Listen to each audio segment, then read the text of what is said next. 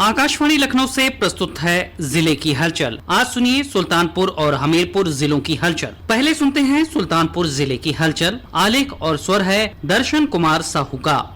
जून माह के शुरुआत में ही सुल्तानपुर में तापमान 43 डिग्री सेल्सियस से 45 डिग्री सेल्सियस तक पहुंच गया है। हीट वेव का सामना कर रहे जिले वासियों को पिछले दिनों जिले में हुई हल्की बारिश व बादल छाए रहने से भीषण गर्मी से बड़ी राहत मिली है। जिले के प्रभारी एवं प्रदेश के पंचायती राज मंत्री ओम प्रकाश राजभर ने कहा कि बेसिक शिक्षा की बेहतरी के लिए मुख्यमंत्री जी बेहद गंभीर हैं। आकाशवाणी से वार्ता करते हुए पंचायती राज मंत्री ओम प्रकाश राजभर ने कहा कि विकास के लिए जो हमारे पहला स्टेज है वो प्राथमिक स्टेज है। तो जो शुरुआत बेसिक शिक्षा विभाग के द्वारा जो हमारे बच्चे हैं उनको बेहतर शिक्षा हो, हम लोगों ने प्राथमिक विद्यालय से पढ़कर ही यहाँ तक आए हैं, तो वहाँ अच्छी शिक्षा हो, बच्चों का आकर्षण वहाँ हो। और सरकार जो आज आधुनिक युग में सारी सुविधाएं लैस करना चाहती है प्राथमिक विद्यालय में, ताकि बच्चे वहाँ जाकर के अच्छी से अच्छी शिक्षा हासिल कर सकें। सुल्तानपुर स्वशासी राजकीय मेडिकल कॉलेज में मरीजों व अस्पताल प्रशासन के बीच चल रहे असंतोष को लेकर जिला अधिकारी कुमार हर्ष की सख्ती का असर दिखने लगा है। प्राचार्य ने बाहर से दवा लिखने वाले 2 चिकित्सकों की सेवाएं समाप्त कर दी गयी। प्राचार्य डॉक्टर सलिल श्रीवास्तव ने बताया कि मरीज से मिली शिकायत के बाद नोटिस देने के बावजूद भी आरोपी डॉक्टर काशी पटेल व शिवम सिंह के द्वारा लगातार बाहर की दवा लिखी जा रही थी। चिकित्सकों के विरुद्ध हुई कार्रवाई से हड़कंप मचा हुआ है। आयुष्मान भारत योजना के तहत जिले के 34 निजी अस्पताल पंजीकृत हैं। इनमें आयुष्मान कार्ड धारक को 5 लाख रुपए तक का इलाज निःशुल्क मिलता है। घर बैठे अपने मोबाइल से अब तक करीब 30,000 लोगों ने मोबाइल व कंप्यूटर से आवेदन कर गोल्डन कार्ड बनाया है। जिला सूचना सिस्टम प्रबंधक दुर्गेश नंदन श्रीवास्तव ने बताया कि आयुष्मान योजना 23 सितंबर 2018 को पूरे देश में लागू हुई थी। जिले में 30 अप्रैल 2025 तक 9,29,000 लाभार्थी इस योजना के तहत पंजीकृत हैं। इनमें 70 वर्ष की आयु से अधिक 11,200 लोग शामिल हैं। उन्होंने बताया कि योजना के तहत 63,817 पात्र निःशुल्क इलाज का लाभ ले चुके हैं। इनके इलाज पर सरकार ने 98 करोड़ 16 लाख रुपए खर्च किए हैं। गोल्डन कार्ड के लिए 2011 की सामाजिक आर्थिक जनगणना की सूची में शामिल लोग या राशन कार्ड में परिवार के 6 या अधिक सदस्य अथवा 70 साल से अधिक उम्र के बुजुर्ग, आशा आंगनबाड़ी कार्यकर्ता, पंजीकृत श्रमिक ही इस योजना के लिए पात्र हैं। मुख्य चिकित्सा अधिकारी डॉक्टर भारत भूषण ने बताया कि golden card Ayushman app play store से डाउनलोड किया जा सकता है। इसके अलावा सीएमओ कार्यालय और पंजीकृत अस्पताल में भी गोल्डन कार्ड बनवा सकते हैं। जिले में सीबीएसई हाई स्कूल की परीक्षा में अदीबा खुर्शीद ने 99.2% एवं इंटरमीडिएट की परीक्षा में जीशान अहमद ने 97.7% अंक अर्जित कर जिले में टॉप किया है। अपनी सफलता को लेकर मेधावी छात्रा अदीबा खुर्शीद ने कहा कि जैसे मुझे कोई भी प्रॉब्लम होती थी तो मेरे टीचर्स उसको सॉल्व करते थे और सारी चीज़ें, मतलब सबसे बड़ा सपोर्ट मेरा विद्यालय ही था मेरे लिए। IITian बनना चाहती हूँ, एक सफल इंजीनियर बनकर अपने देश का नाम पूरे विश्व में रोशन करना चाहती हूँ। नगर पालिका परिषद सुल्तानपुर द्वारा 5 जून को विश्व पर्यावरण दिवस के अवसर पर पंडित राम नरेश त्रिपाठी सभागार परिसर में नगर पालिका अध्यक्ष प्रवीण कुमार अग्रवाल के नेतृत्व में शहर के विभिन्न समाज सेवी संगठनों के प्रमुखों की उपस्थिति में समारोह पूर्वक आयोजन किया गया। नगर पालिका अध्यक्ष ने इस अवसर पर कहा कि गत वर्ष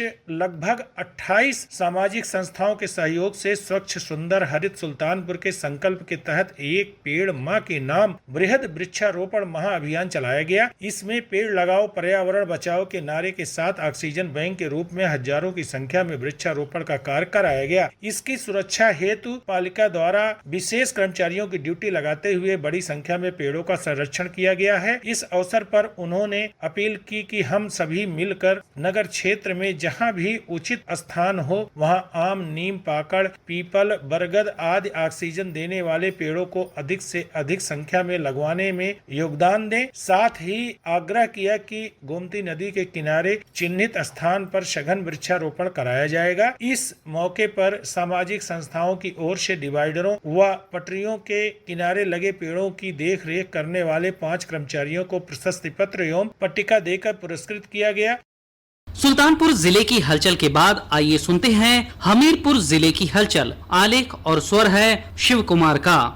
जनपद हमीरपुर में शासन के निर्देशों के अनुसार मिलावटखोरों के खिलाफ खाद्य विभाग लगातार कार्रवाई कर रहा है ताकि लोगों को मिलावटी पदार्थों का सेवन न करना पड़े। विभाग द्वारा लगातार दुकानों को भी सख्त निर्देश जारी कर रहे हैं। बीते एक वर्ष में कुल 135 नमूने जांच में फेल पाए गए, जिन्हें अपर जिलाधिकारी न्यायालय में निर्णीत 69 मामलों में दुकानदारों पर 13,28,000 का जुर्माना भी लगाया जा चुका है। गर्मी के मद्देनजर 204 सैंपल लिए गए और दूधियों के खिलाफ प्रमुखता से की गई कार्रवाई में 35 सैंपल अधोमानक पाए गए, जिसमें 17 दूधियों पर 3,26,000 का जुर्माना लगाया गया है। विभाग लगातार छापेमारी की कार्रवाई की जा रही है। जनपद हमीरपुर में गरीबी रेखा के नीचे जीवन यापन करने वालों की गरीबी दूर करने के लिए जीरो पॉवर्टी योजना का शुभारंभ कर दिया गया है और जनपद के 8,250 परिवारों के नाम शासन को उपलब्ध करा दिया गया है। मुख्य विकास अधिकारी चंद्रशेखर शुक्ला ने बताया कि जनपद हमीरपुर की 330 ग्राम पंचायतों में 8,250 परिवारों को सर्वे माप यूपी ऐप के माध्यम से कराया जा चुका है। शासन की इस महत्वाकांक्षी योजना को धरातल पर उतारने के लिए और गरीबी रेखा के नीचे जीवन यापन करने वाले परिवारों को लाभान्वित करने की तैयारियां पूरा कर लिया गया है। उन्होंने बताया कि प्रथम चरण में जिला प्रशासन द्वारा इन परिवारों को 5 योजनाओं से लाभान्वित करने का लक्ष्य रखा है। इन परिवारों को सबसे पहले प्रधानमंत्री आवास योजना के तहत पक्की छत मुहैया कराई जाएगी। दूसरा, खाद्यान्न दिलाने के लिए राशन कार्ड बनाया जाएगा। तीसरा, प्रधानमंत्री जन आरोग्य योजना और आयुष्मान की भी सुविधा दी जाएगी ताकि इलाज के लिए भटकना न पड़े। चौथी, प्रधानमंत्री किसान सम्मान निधि योजना से लाभान्वित कराया जाएगा। पांचवी सुविधा, इन परिवारों को स्थायी आय के संसाधन मुहैया कराने के लिए अलग अलग विभागों से समन्वय बनाकर और प्रशिक्षण दिलाकर रोजगार शुरू कराया जाएगा। उन्होंने बताया कि शासन से निर्देश है कि इन परिवारों की वार्षिक आय करीब 1.25 लाख तक हो जाए। इसके लिए दूसरे चरण में गांव में चौपाल लगाकर जनता का सीधे अफसरों से संवाद कराया जाएगा, जिससे इन परिवारों को शासन की जन कल्याणकारी योजनाओं की पूरी जानकारी हो और योजनाओं का लाभ उठा सकें। जनपद हमीरपुर में 2050 हेक्टेयर में प्राकृतिक खेती की जाएगी, जिसके लिए राजकीय कृषि विज्ञान केंद्र कुरारा में कम लागत में गुणवत्ता उत्पाद प्राकृतिक खेती का 5 दिवसीय प्रशिक्षण कार्यक्रम का आयोजन किया गया, जहां चयनित कृषि सखियों को कृषि वैज्ञानिकों द्वारा प्राकृतिक खेती तकनीक विषय का प्रशिक्षण दिया गया और साथ ही कृषि सखियों को वर्तमान जलवायु परिवर्तन, मृदा एवं मानव स्वास्थ्य समस्या के कारण प्राकृतिक खेती की आवश्यकता तथा प्राकृतिक खेती के संपूर्ण तरीकों की विस्तार से जानकारी दी गई, जिसे प्रशिक्षित कृषि सखियां अपने कार्य क्षेत्र में क्लस्टर बनाकर किसानों को प्रशिक्षित कर